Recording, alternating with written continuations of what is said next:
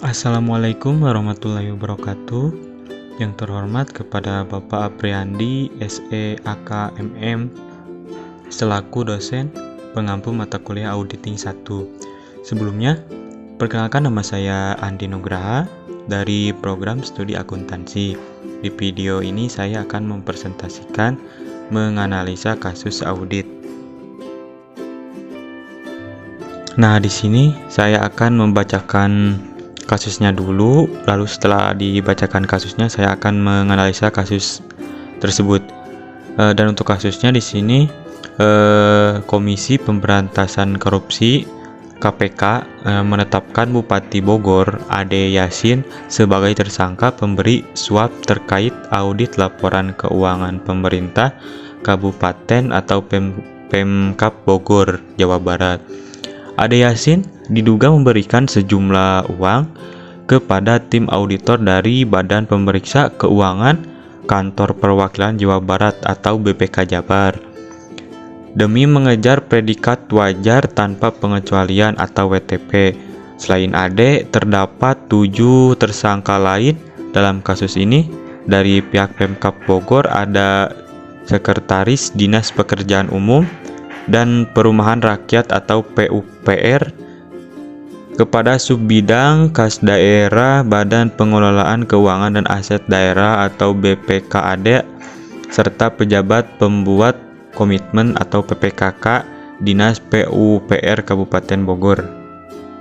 Sedangkan dari BPK Jabar, Kepala Subaudiorat Jawa Barat 3, Ketua Tim Audit Intern ke Kabupaten Bogor serta 2 staf pemeriksa.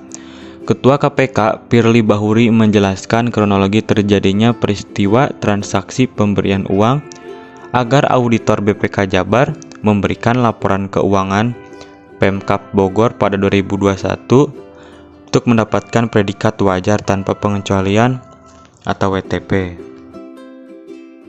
Nah, di sini saya diminta untuk mengemukakan kronologis kasus yang melibatkan Bupati Bogor tersebut dan menganalisanya dengan menggunakan beberapa aspek berikut. Jadi aspek yang pertama, perencanaan audit dan prosedur analis yang dilakukan tim audit BPK. Yang kedua, integritas manajemen Pemkab Bogor. Yang ketiga, integritas tim auditor BPK. Yang keempat, lingkungan khusus dan resiko luar biasa yang dihadapi auditor BPK. Yang kelima, struktur pengendalian internal yang dimiliki Pemkab Bogor. Yang keenam, jenis kecurangan yang terjadi dan penyebab utama terjadinya kecurangan. Dampak teknologi informasi terhadap proses audit yang dilakukan. Aspek pertama, perencanaan audit dan prosedur analisis yang dilakukan tim auditor BPK. Yang pertama, memutuskan dari pihak auditor BPK untuk tidak menerima sejumlah uang dari Bupati Bogor Ade Yasin. Yang kedua, mengidentifikasi mengapa klien menginginkan untuk mendapatkan predikat wajar tanpa pengecualian atau WTP. Yang kedua, integritas manajemen Pemkab Bogor. Ade Yasin diduga memberikan sejumlah uang kepada tim auditor dari Badan Pemeriksa Keuangan Kantor Perwakilan Jawa Barat BPK Jabar demi mengejar predikat wajar tanpa pengecualian atau WTP. Selain Ade, terdapat 7 tersangka lain dalam kasus ini. Dari pihak Pemkab Bogor ada Sekretaris Dinas Pekerjaan Umum dan Perumahan Rakyat atau PUPR kepada Subbidang Kas Pengelola Keuangan dan Aset Daerah BPKAD serta pejabat daerah Badan Pembuat Komitmen atau PPK Dinas PUPR Kabupaten Bogor. Dari situ saya menganalisis bahwa integritas manajemen Pemkab Bogor sangatlah mengecewakan. Jadi seharusnya sebagai bupati harus benar memiliki pribadi yang jujur. Yang ketiga, integritas tim auditor BPK.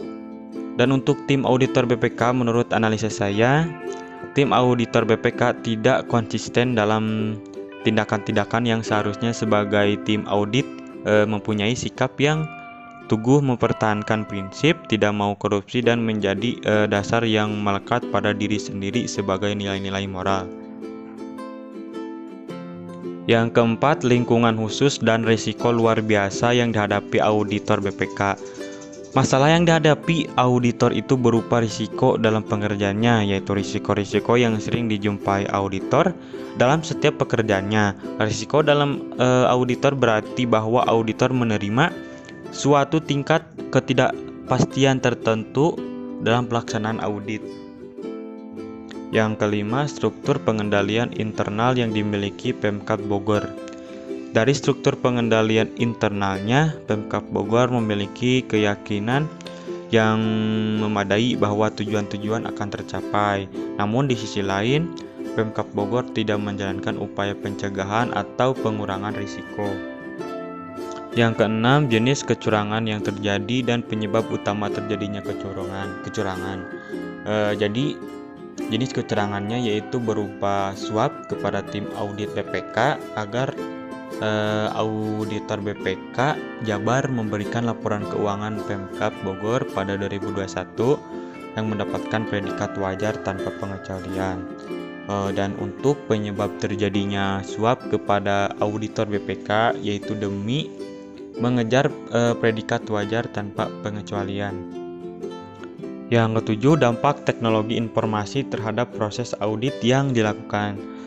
Dampak teknologi informasi terhadap proses audit yang dilakukan dapat memengaruhi risiko pengendalian secara keseluruhan. Risiko-risiko tersebut meningkatkan kemungkinan salah saji material dalam laporan keuangan. Risiko-risiko khusus terkait dengan sistem teknologi informasi antara lain: pertama, risiko terhadap perangkat keras atau hardware dan data. Yang kedua, ketergantungan terhadap kemampuan kerja perangkat keras atau hardware dan perangkat lunak atau software. Dan yang ketiga, kehilangan data. Sekian video presentasi dari saya. Semoga dengan video presentasi ini akan menambah wawasan kita semua. Dan apabila ada tutur kata yang kurang berkenan di hati, mohon untuk dimaafkan karena saya masih dalam tahap proses pembelajaran. Saya Andi Nugraha, terima kasih. Wassalamualaikum warahmatullahi wabarakatuh.